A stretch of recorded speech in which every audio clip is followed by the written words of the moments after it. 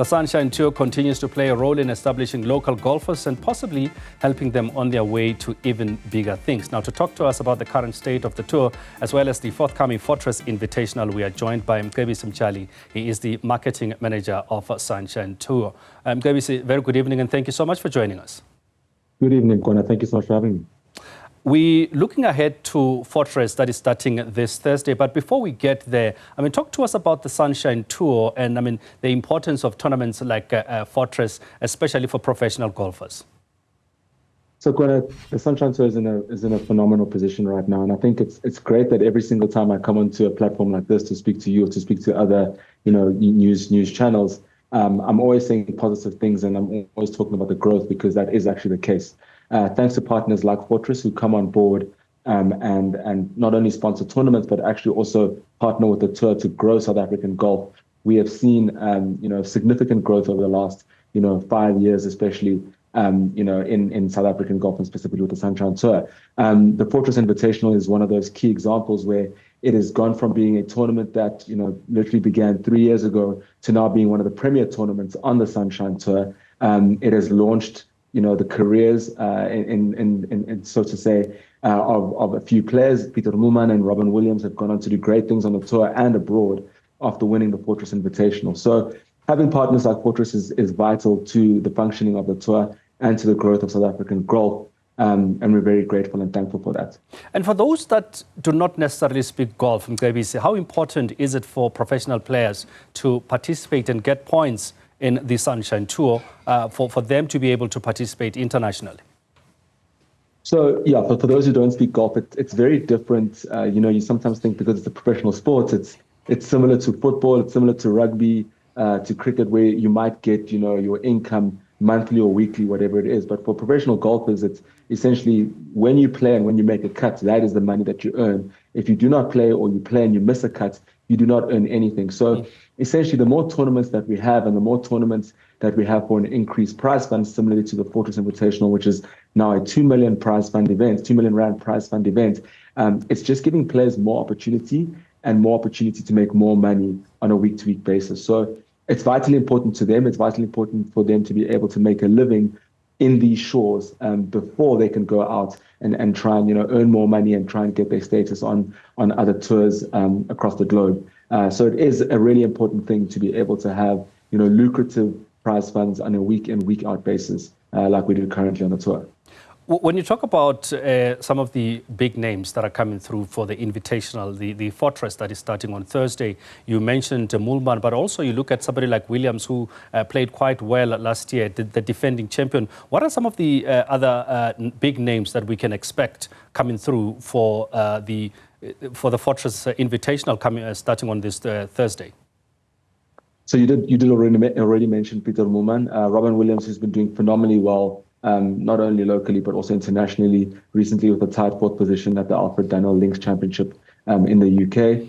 We've got Ockie Stradham, who's a two-time winner on the DP World Tour, most recently in Singapore. Oliver Becker, who has won multiple times in South Africa, most recently, I think the Dimension, the NTT Data Pro-Am. And then a lot of local players who have, also forged their careers and started their careers, here and doing really great things. So it's a really star-studded and packed field that we're looking forward to having here. But I think those few names, especially when they, people that have won on the DP World Tour and competed very highly on the DP World Tour, just add that little bit extra to it. So we're really grateful to be having, players like Ockie and players like Robin coming back to compete in this tournament, and specifically for Robin to come and defend the title that he won last year. We've seen over the years, especially when you talk Fortress Invitational, they've always managed to bring in younger players, new golfers, and nurture some of them. Tell us about that aspect of it, and what can we expect? Any new names or at least upcoming golfers that have been unearthed and that are likely to be in contention either this year or in the near future? So Fortress has done a great job, not only of like I mentioned, partnering with the Sunshine Tour for the Fortress Invitational as a tournament, but also, really pioneering the Fortress Rookie of the Year initiative, which looks to incentivize, the players that are first-time Sunshine Tour card holders, to potentially win money. The winner of the Fortress Rookie of the Year will win 200,000 Rand, which is fantastic for starting your career on the tour, to be able to have the chance to bag that money on top of any money that you might win at the Fortress Invitational or any of our other tournaments is really impactful and really does help, further push these players who are already ultra competitive, but further just give them that little bit extra to try and fight for throughout the season. And we've seen the benefits of Rookie of the Year initiatives, and specifically the Fortress Rookie of the Year last year, when it did award Robin Williams with that 200,000, Rand. And like I've mentioned before, how he's gone on to do incredible things. Currently we've got Kyle De Beer leading the Rookie of the Year standings. He's come close to winning tournaments multiple times this season. There are so many young players that are competing. I mean, Jonathan Broomhead won our Sunshine Tour event this past weekend. That's his second win in a couple of months' time now, and he was a rookie not long ago. So, our young players are really making the future of South African golf incredibly bright. We're expecting them to do incredible things, not only locally, but also internationally. And hopefully these are the guys that will be competing and putting South Africa on the first page of, major golf championships in the next few years to come. We hope, but it is currently looking very, very bright. And we're grateful for that. Talk to us then, Mcebisi, about the Glendower Golf Course. Visually appealing, very beautiful venue. For golfers, they would tell you about nicely bunkered. But as far as professionals are concerned, how tough is the course? So I think, from the 17th to the 20th of October, this coming week, the professional golfers will be tested like they've been tested every time they've gone to Glendower Golf Club.